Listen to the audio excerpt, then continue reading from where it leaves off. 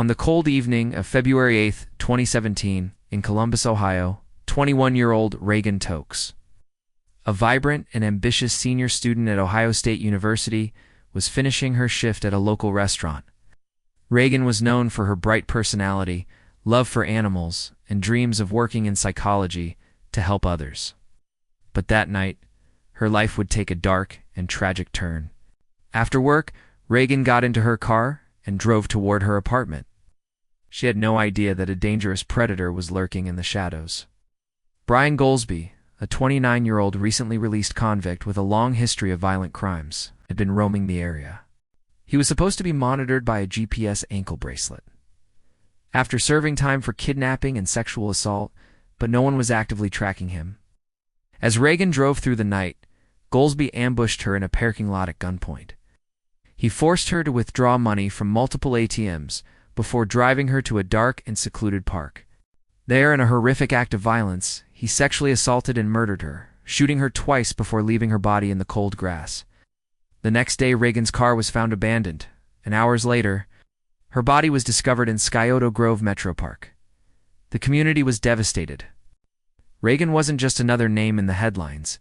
She was a beloved daughter, sister, and friend, with a bright future ahead.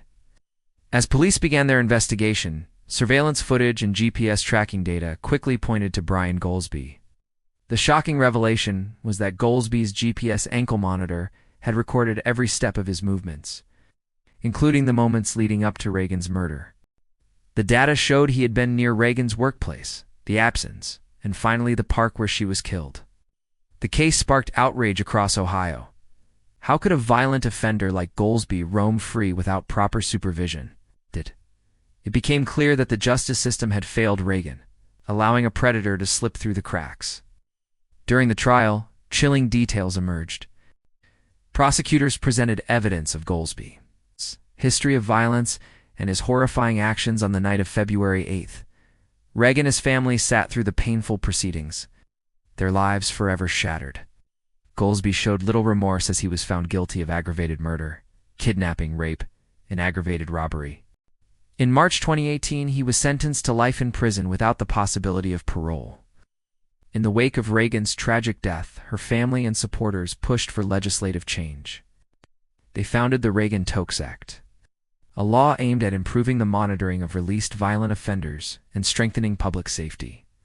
This act ensures that no other family has to endure the same pain and loss. Reagan's story serves as a haunting reminder of the dangers lurking in society and the urgent need for a more accountable justice system. Though her life was cut short, her legacy continues through the changes her tragedy inspired.